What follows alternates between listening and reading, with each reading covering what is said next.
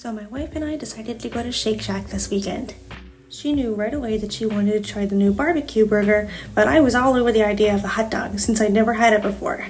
Both her and I had been famished because we were walking around looking for fun little trinkets.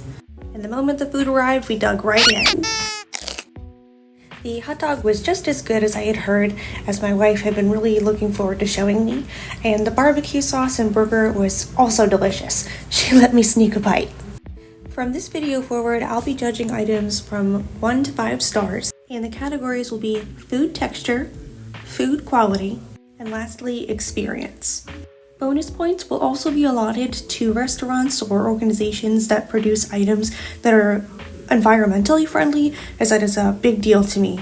I take part wholly in the consumerism, but I really care about the environment, so I'm going to give bonus points to anybody who keeps that in mind. So how did the hot dog do?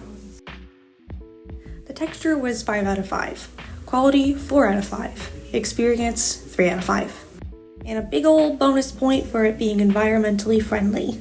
All the items that our food had been brought in were either recyclable or recycled, so that made me really excited. The texture was 5 out of 5 because I love having a little bit of tooth to the hot dogs that I eat.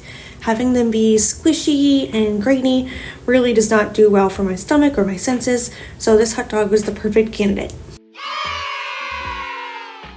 The quality was 4 out of 5 because the cheese sauce was a little under-seasoned, but I don't want to go into fast food places expecting a lot.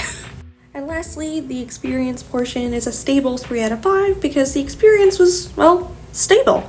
It didn't really have any pizzazz, but it did have stability that I really like and enjoy. It was all consistent, it was pretty quiet, and you can't get that in quite as many places as Shake Shack.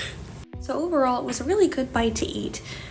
If you're busy though, I would recommend grabbing some napkins because there's a good chance you're probably going to spill some of the cheese sauce on yourself like I did. But up next is the haul. Here, let me show you what I found.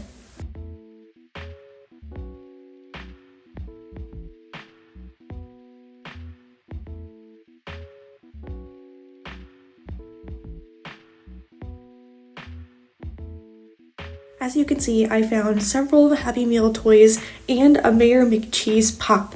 I cannot believe I found these things, though one of the fry guys is looking a little, unhealthy. He's missing some legs right now. Do you have a McDonald's toy that you're just dying to find? I affectionately call those my grail items. So if you have a grail item, let me know in the comments below. Well, now it is time for the history portion of each of my food reviews, and today we'll be looking at the overall history of Shake Shack itself. Shake Shack is a pretty young company right now, so it has plenty of time in the future to make big moves that'll put it down in history. But for now, let's go over the history it does have. Shake Shack began its journey back in 2001, where it was a humble hot dog stand in Madison Square Park of New York City. In 2004, it became a permanent staple of the park, and the menu expanded. As of today, they have over 400 locations across the globe. The original Shake Shack location started out as a temporary kiosk to aid the Madison Square Park Conservancy's first art installation event ever. And it was founded by Danny Meyer and CEO Randy Garutti. Rest assured, unlike most places that you can get food at, the original location is still there in Madison Square Park. Part of its original design was intended to have outdoor seating and be very accessible to people walking around Madison Square Park.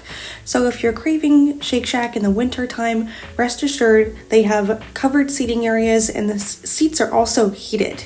When James Wines led the original architecture group to designing the original kiosk, they were inspired by Art Deco works and designs from the 1960s. That's very apparent in the sleek style that it has.